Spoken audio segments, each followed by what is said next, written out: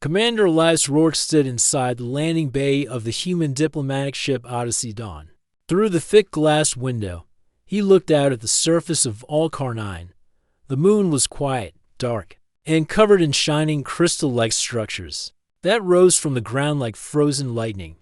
Nothing on Earth looked like this. He had faced danger before: pirates, war zones, even the icy deserts of Europa. But this was different. This was first contact with a species no one had ever seen face to face. The Villari. For years, the Villari were just a mystery. Ancient signals, strange writings on forgotten planets. They had technology so advanced that scientists on Earth still didn't understand how it worked. But now, for the first time, the Villari had answered a human message and invited someone to meet them. Elias was chosen, not because he was the smartest, not even because he was a diplomat. He had once been a soldier, yes, but he had a strange skill. He could stay calm in situations no one else could handle. That made him the perfect candidate for a moment like this. The ship's AI voice spoke. In a soft tone, "Commander Rourke, the Villari ambassador has arrived." Elias turned. The air shimmered as a tall figure stepped through a glowing gate. She was not wearing armor, not holding a weapon. She didn't need to. The Villari queen had arrived. Her form was stunning. She looked mostly human but too perfect. Her skin shimmered like silver under the light. Her long hair moved as if touched by a breeze that wasn't there. Her eyes, large and glowing pale blue, stared straight into Elias's. "Commander Elias Rourke," she said in a voice that echoed, even though she stood only 10 feet away. "Welcome to All-Karnine. You have been chosen." Elias gave a polite nod. "Chosen for what, exactly?" She smiled, though it didn't reach her eyes. "For understanding, for connection, for something greater than either of our kinds can imagine." Alone, Elias had read every file about the Villari. He knew they spoke in riddles. They didn't share facts the way humans did, but he also knew not to push too hard. This was not a meeting of equals, not yet. "You look human," he said carefully. She tilted her head. "That is only because you see me that way. We projected this form based on your species' comfort." Elias raised an eyebrow. "So this isn't your real body?" "No," she said. "But it is one that speaks your language. If you wish to see the truth, you will, in time." Elias didn't know what to make of that, but before he could reply, the queen extended her hand. "Come," she said. "You will join me in the city of light. There, we begin the trials of unity." "Trials?" Elias asked. She simply nodded. He followed her through the glowing gate. A cold wind brushed past him as the scene changed. They stood in the middle of a vast city. The buildings were tall and made of glowing glass like stone. Colors shifted in the air: blues, greens, and soft purples. Floating platforms carried strange machines through the skies. There were other Villari, but they did not look like the queen. They moved like shadows. Their bodies were long, thin, and almost hard to focus on. It was like looking at a dream you couldn't fully remember. The queen led Elias through wide streets. Villari citizens bowed as she passed. "You are the first human to walk here," she said. Elias looked around, alert. "Is that a good thing?" "It depends," she said, glancing at him, "on whether you can prove you are worthy." They arrived at a high tower made of crystal. As they entered, the walls lit up with symbols that moved and changed shape. Elias felt them echo in his mind, like music with meaning he couldn't explain. The queen stopped before a large circular chamber. "In this place," she said, "you will face 3 trials, not of strength but of mind, of memory, and of truth. Pass them, and the bond between our people may begin." "And if I fail?" Elias asked. "You will be returned home with no memory of this place," she answered, "and we will choose another." Elias took a deep breath. The air smelled like rain after a storm. "Let's begin," he said. The first trial was the trial of memory. Elias sat in a floating chair. A beam of soft light touched his forehead. Suddenly, he was standing in a memory, his own memory. It was the battlefield of Vesper 3. Smoke filled the air. His squad was under fire. He saw himself young, scared, shouting orders. He saw his friend, Caro, fall under enemy fire. The queen's voice echoed in his head. You carry guilt, yet you lived. Why? Elias answered aloud. Because I couldn't save him. The scene froze. You must forgive yourself, the queen said, or you will never move forward. The trial ended. He returned to the chamber, shaking. The queen nodded, her voice softer now. You did not run. That is rare. Elias looked up at her. Is this what all the trials are like? No, she said. The next ones go deeper. She stepped closer. For the first time, Elias noticed something behind her eyes, a sadness, a weight. We once ruled the stars, she said, but power without understanding led us to silence. That silence ends now if you can go further. Elias met her gaze. Then I'll go further. She looked at him for a long time. Then she said something that chilled him more than any battlefield ever had. I chose you because I believe you will not flinch when you see what we truly are. Elias Rourke woke in a quiet chamber. The walls were smooth crystal, glowing with soft light. The air was cool and dry. He touched his chest, half expecting to still feel the pain of his past. But it had faded. The first trial, the trial of memory, was over. He had faced his guilt, and somehow the queen had seen it all. He stood up and looked around. There were no doors, yet somehow he knew he was not alone. A voice echoed gently in the air. You are awake. That is good. The queen appeared, stepping from a wall as if it were made of water. Her glowing form lit up the chamber. But her eyes were calm. You passed the first trial, she said. But the second is harder. Elias nodded. What is it? The trial of mind, she said. You will enter a space created from your own thoughts. If you lose focus, you may never find your way back. Elias frowned. That sounds dangerous. All learning is dangerous, the queen replied. But you are still free to walk away. He shook his head. No, let's keep going. The queen smiled. For the first time, it seemed almost real. She reached out her hand. Elias hesitated, then took it. The chamber shifted. The walls melted like mist. Suddenly, Elias stood in the middle of a wide desert, except it wasn't sand. It was glass. The ground was smooth and reflective, stretching far in all directions. Above him, the sky was filled with stars, but they didn't stay still, they moved, changing places like living patterns. The queen's voice spoke from nowhere and everywhere. This is your mind, Elias. You shape it, but it also tests you. He walked forward, and with each step, the ground changed. He saw memories rise from the glass, his childhood, his family, moments of laughter and pain. One by one, they flickered and vanished. Then, something different appeared, a version of himself. But this Elias was darker, cold, uncaring. You waste your time with aliens, the shadow Elias said. You should have stayed human, stayed safe. I'm here to understand, Elias said. The other him laughed. Understand what? That they're hiding something? That they use masks instead of truth? I'll find the truth, Elias said calmly. The shadow Elias pointed at the sky. The stars were swirling faster now, forming a strange shape, a large, terrifying eye. You can't handle it, the shadow hissed. You'll break. Elias looked at the reflection beneath his feet. He saw the queen, her real form, just for a second. Huge, coiled, alien, not human at all. His heart raced. But he didn't look away. I won't break, he said. Show me everything. The glass floor shattered. He landed in a dark room, gasping for breath. The queen stood there, waiting. You passed, she said simply. You faced the fear of truth and did not run. Elias sat down, rubbing his head. That wasn't easy. No, she said. But now, the final trial remains. Elias looked up. What is it? The trial of truth, she said. You must see what we are, what we were, and what we want to become. She stepped forward, placing a hand on his chest. Prepare yourself. Elias was no longer in a room. He floated in space. But this was not real space, it was a memory, shared directly into his mind. He saw a galaxy filled with life, planets of many kinds, civilizations rising, building, reaching for the stars, and above them all, he saw the Velari. Long ago, the Velari were the rulers of thousands of worlds. Their technology was unmatched, their knowledge deep.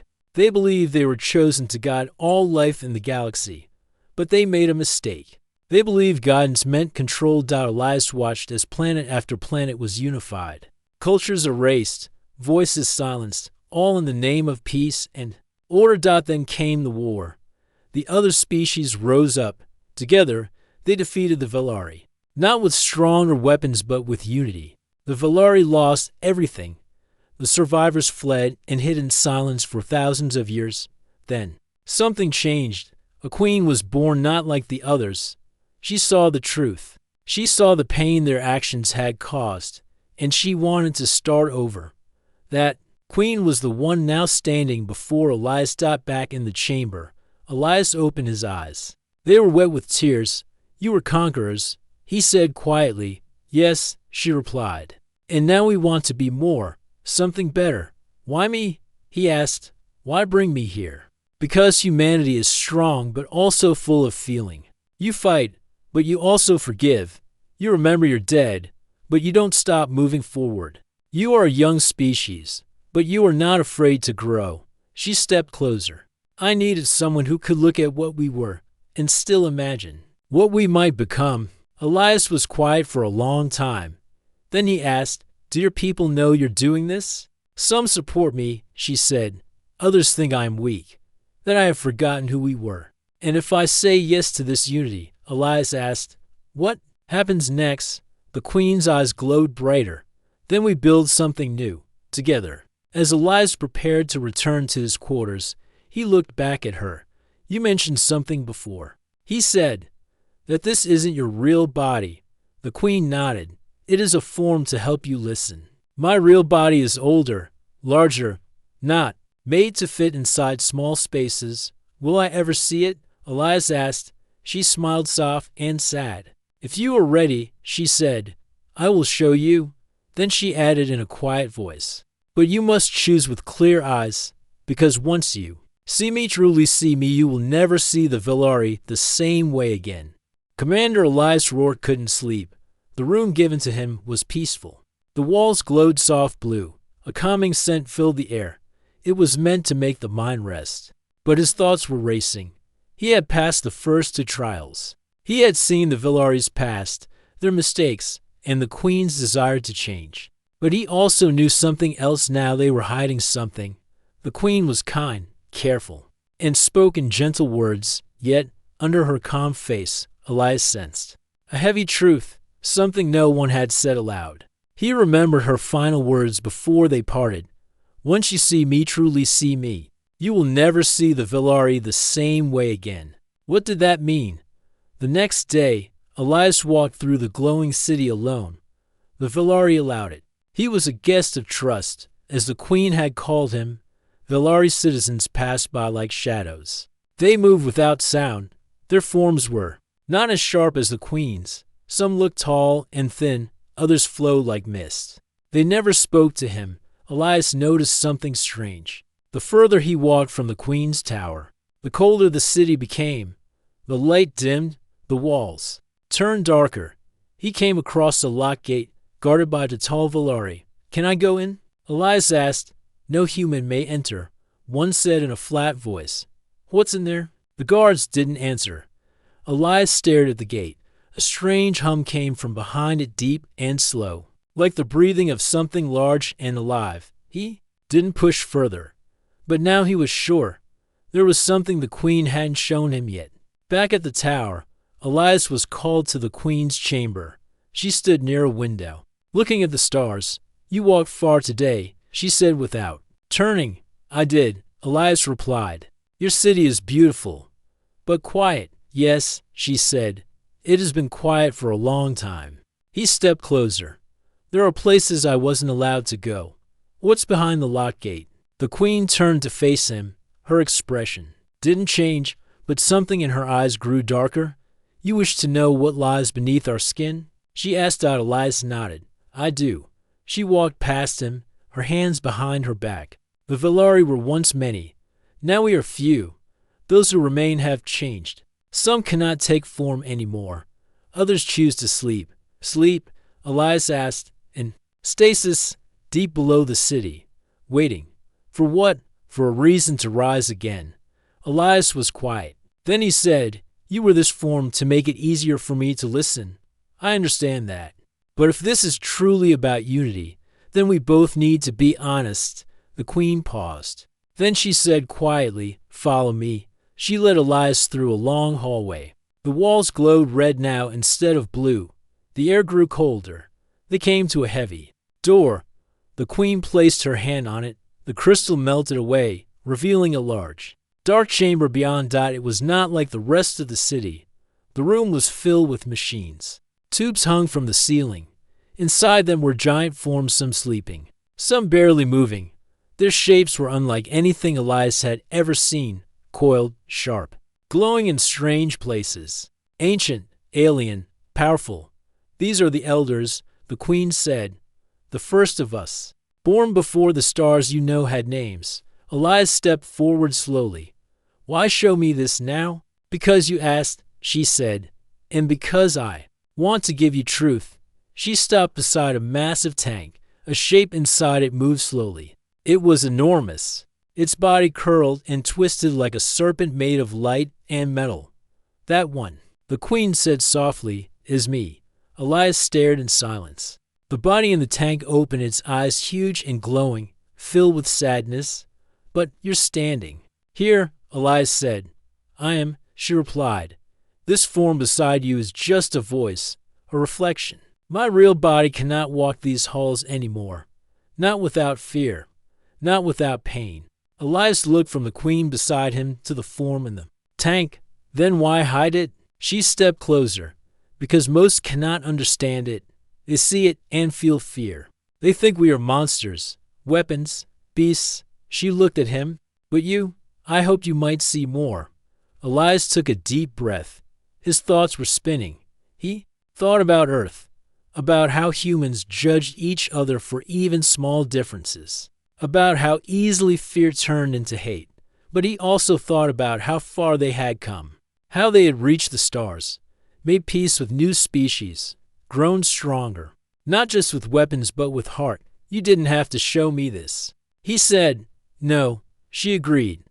"But I needed you to see it before you chose." Elias looked at her real form again, giant, glowing, ancient. Not human, not even clothes. But there was no threat in her gaze, only truth. "You said unity." He said, "Is this what you mean? Sharing who we truly are?" "Yes," she whispered. "And if I say yes, what happens next?" The queen was silent for a moment. Then she said, "We begin something new, together, not by hiding, not by conquering, but by choosing." Elias looked into her eyes. He had seen the truth, and he was still standing. "I'm not walking away," he said. Elias Rourke sat in silence. He was no longer in a bright room or walking through crystal towers. He stood deep below the Villari city, surrounded by silence, glowing machines, and sleeping giants. Before him floated the queen's real body, a massive, coiled being, glowing with blue and silver light. She didn't have arms or legs like a human. Her form was long, smooth, and covered with flowing patterns of energy. Her large, soft glowing eyes watched him gently from the tank. Beside him stood her avatar, the humanoid form she used to speak with him. But now, she was only half real to him. The truth was too big to ignore. And yet, Elias did not run. "You've seen me now," the queen said. Her voice echoed slightly in the chamber. "This is what I truly am. Do you still wish to stay?" Elias looked at her, eyes calm. "You don't look like us," he said softly. "But that doesn't mean you're not worth trusting." The queen tilted her head. "Most humans would be afraid." "I've been afraid before," Elias said. "But fear is not always the right answer." The queen was silent. Then she stepped closer. "There is something I must ask of you," she said. "It is the reason I brought you here." Elias listened carefully. "There is a connection we can create," she explained. "It's old Villari knowledge. A joining of minds, not full control, not loss of self, but a deep sharing memories, feelings, thoughts." Elias raised an eyebrow. "Like the link, yes," she said. "But permanent. You would see as we see, think as we think, and I would feel as you feel. Elias hesitated. What would that do to me? You would still be human, she said. But different, changed. You would carry part of me inside you and I, part of you. Elias was quiet. It's not a demand, she added quickly, only a gift, an offering, a bond of trust. He looked at her real body once more, floating. Behind the glass, so much power. Yet she had shown him nothing but care. Why me? He asked again. Out of everyone. Why choose me? The queen gave a small smile. Because you did not look away. That evening, Elias sat in his room, staring at a small star map on the wall. He thought of Earth, his old life, his friends, his missions, the weight of leadership, the loneliness of command. No one back home would understand what he had seen, what he had felt, but maybe that was the point. Maybe someone had to go first. He pressed the small calm crystal the queen had given him. I'm ready, he said. The next day, Elias was taken to a chamber deep in the mountain under the city. It was round and glowing with light that moved like water. At the center was a raised platform. Above it, the queen's real form hovered, still inside her energy shell. Her voice echoed across the room. Once we begin, your mind will not be the same. You may see memories that are older than your world. You may feel things I cannot hide. Are you sure you want this? Elias stepped forward. I didn't come this far to turn away. The queen's avatar faded from the side of the room. Now only her true form remained. A glowing thread of energy reached out from the tank. Elias took a deep breath and touched it. His vision exploded with light. He was no longer standing. He was floating, not in water, not in air, but in memory. He saw stars being born, planets forming. He felt wonder, curiosity, joy. He saw the first, Velari looking at the sky, learning to fly between the stars. Then he felt fear. He saw wars, not between different species, but between Velari who believed in control, and Velari who believed in freedom. He saw the queen as a child, watching her world burn.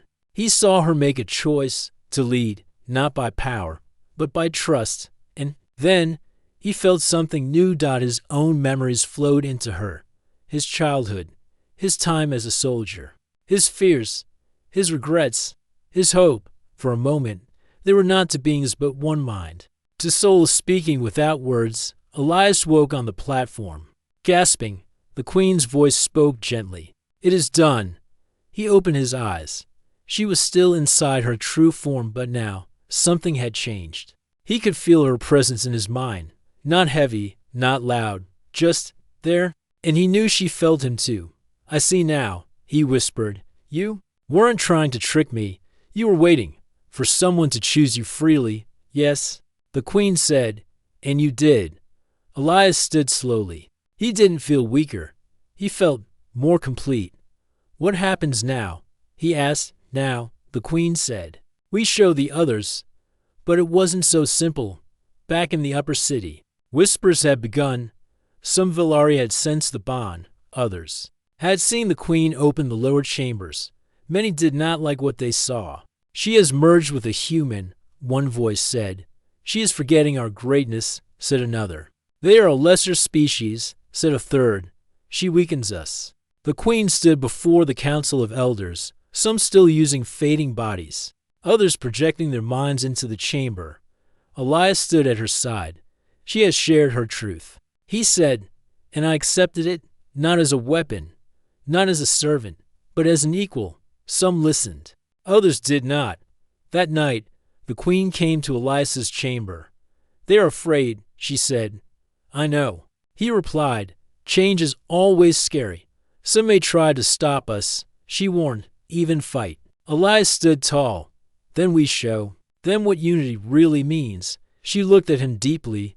You are not Velari, she said, and yet you carry part of us now. He smiled, and I carry you. The Velari city was no longer calm.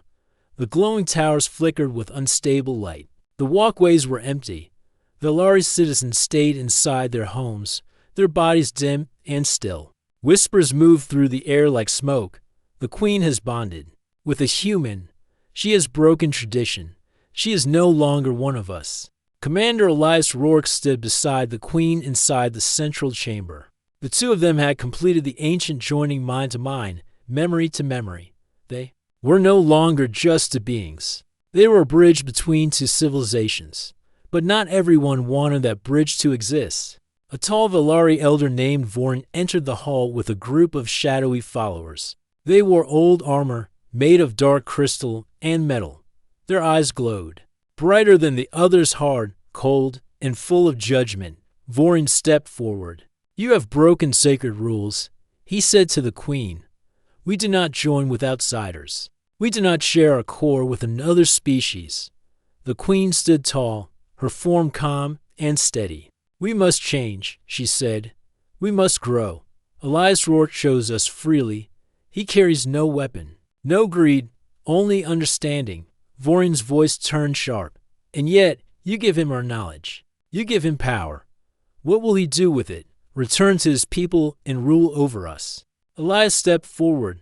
"I didn't come here to rule," he said. "I came to build peace. The queen offered me truth, and I gave her mine in return. I don't want to take anything, I want to share." But Vorin would not listen. "You have poisoned our queen," he growled. "If she will not lead us, then we will take her place." The queen's glow dimmed for a moment. "You speak of power," she said, "but your heart is full of fear." Vorin raised his hand. "Then let fear be, the fire that lights our return." At his signal, the other armored Velari raised their arms. Bright energy blades formed in the air. The queen moved fast, sending a shockwave of soft blue light that knocked the attackers back, but they recovered quickly. "Go," she said to Elias. "You must reach the hard chamber." "What's there?" he asked, already moving. "It holds the city's main core. If they take it, they will destroy everything we've built." Elias nodded. "I'll stop them. I'll hold them here." She said. Their eyes met. "Be careful," she added. "You carry more than yourself now." Elias ran through the long corridors. His body felt stronger, faster, like energy was guiding him. Was this the bond? The queen's memories flickered in his mind, images of ancient machines, secret paths, and powerful locks. He reached a door sealed with glowing lines. He placed his hand on the panel. The lines turned bright, and the door slid open. Inside was a room of pure light. At the center floated the Velari heart core, a living energy crystal, shaped like a star. It pulsed slowly, as if breathing. But he wasn't alone. Two armored Velari guards stood near it, ready to destroy the core if commanded. Elias didn't wait. He stepped forward. "You don't have to do this." One guard raised his weapon. "We protect Velari future, then protect the chance for peace," Elias said. "Not just for Velari, but for everyone." The guards hesitated, and then something strange happened. The core pulsed again and images appeared in the air. Elias's memories. Moments from Earth. His mother's smile. His team's laughter. The stars above Earth. A child's drawing of the future. The guards blinked. Confused. "Do you see it?" Elias said softly. "We're not so different. We dream. We hurt. We hope." The guards slowly lowered their weapons. The bomb was working. Back in the upper hall, the queen faced Vorin directly. Energy clashed in the air like thunder. "You hold onto the past," she shouted, "and you throw it away." Vorin replied. "You fear weakness," she said. "But love is not weakness. Trust is not weakness." Vorin struck, sending a blast of red energy at her. She blocked it but stumbled. Then a new energy filled the air. Blue and gold light filled the chamber. The queen looked up. Elias had returned, surrounded by a soft glow from the heart core. It followed him like a shield. He raised his hand, and for the first time, Velari power flowed through a human's body. But it didn't burn. It healed. He placed himself between Vorin and the queen. "No more fighting," Elias said. Vorin looked at him, eyes wide. "You carry the light. I carry her," Elias said. "And I carry you, too, if you'll let me." For a long time, the room was silent. Vorin looked at the queen, then at Elias. And then he lowered his blade. "The old ways must end," he said at last. But the path ahead will not be easy, no, the queen said. But it will be ours together. Later, as the city healed and light returned to the towers, Elias stood beside the queen at the highest balcony, below Velari. Citizens gathered, some still unsure, others hopeful. This was only the beginning, the queen said. I know. Elias replied, we have to show Earth now. Show them the truth. The real you? She looked at him. Do you think they'll accept me? Elias smiled. They'll ask questions. They'll be afraid at first. But if they see what I saw, they'll understand. And what did you see? She asked softly. He turned to her. I saw a real leader, a real being, not hiding behind a mask. You were honest. That's more than most can say. The queen looked at the stars. Our journey is not over. No, Elias said. It's just beginning. The sky above all Karnine was quiet, but the city below was alive, brighter than ever before. Crystal towers glowed with warm light. The streets were filled with Velari who walked freely again. Not in fear, but in hope. Children of light played in floating gardens. Soft music filled the air like wind through leaves. For the first time in 1,000 years, peace had returned to the Velari homeworld. And at the center of it stood two beings once strangers, now something more. Commander Elias, Roark, and the Queen of the Velari. They stood together on a wide landing platform, watching as the human starship Odyssey Dawn lowered from the sky. Elias hadn't seen his own people in many weeks. So much had changed. Inside, he still felt human. But now, the Queen's energy moved quietly within him. Their minds remained gently linked. He could feel her thoughts, sometimes calm, curious, deep. And she could feel his strong, clear, sometimes a little reckless, but always honest. The ship touched down. The ramp opened. A small human team stepped out, diplomats, scientists, and a few security guards. All of them looked cautious, unsure of what they were about to see. General Amina Darrow led the group. Her eyes locked on Elias as she stepped forward. You're alive, she said. Elias smiled. Not just alive, better. Her gaze moved to the queen beside him. The Velari leader didn't use her humanoid form now. She stood in her true body, massive, radiant, and ancient, but not threatening. General Darrow's eyes widened, but she didn't move back. This is the queen? She asked. Elias nodded. Yes, and she wanted you to see her as she really is. There was a long silence. Then, slowly, the queen lowered her head, a sign of respect. You are welcome here, she said. Her voice echoed gently, not loud or harsh. General Darrow looked around. She saw Velari citizens watching from a distance, not hiding, but curious, not angry, but waiting. She looked back at Elias. We've been listening to the signals, she said. We heard the energy pulses. Some thought you were in danger. I was, Elias said, but not from them, from their past. And now, she asked out. Elias looked up at the queen. Now we're building a future, together. The human team was given a tour of the city. They saw Velari art that moved like water, machines powered by light and thought, gardens that floated in midair and changed color with music. And they saw the heart core, the glowing star-shaped crystal at the center of Velari life. It shared images with us, one scientist whispered. Memories, emotions. Is that safe? It doesn't control you, Elias explained. It only shows what's already inside your heart. Some were amazed, others were still unsure. But none turned away. That evening, Elias stood alone at the balcony of the Queen's tower. The stars were bright above him.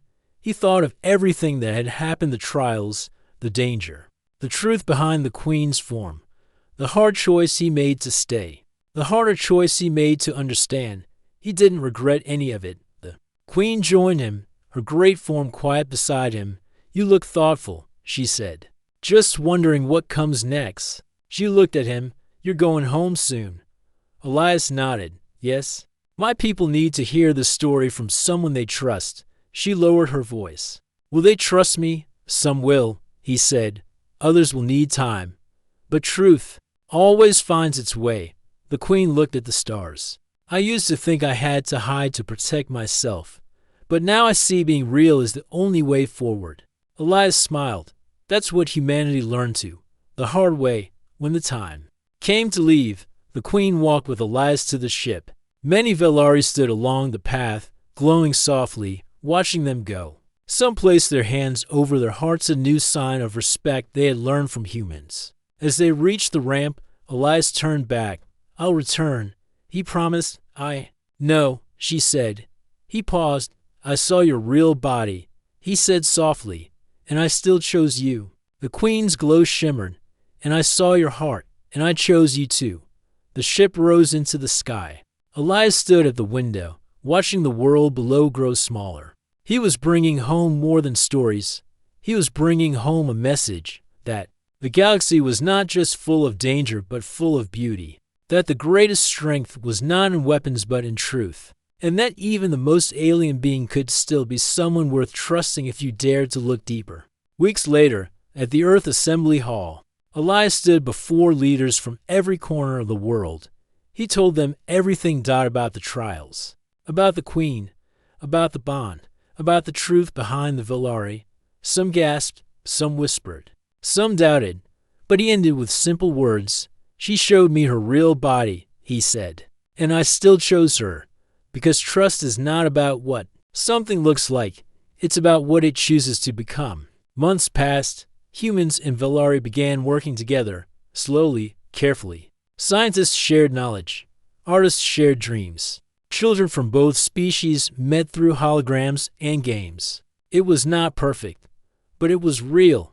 A new age had begun, not of war or rule, but of unity. And somewhere beyond the stars, in a city of glowing towers, the queen watched the skies. Waiting for Elias to return.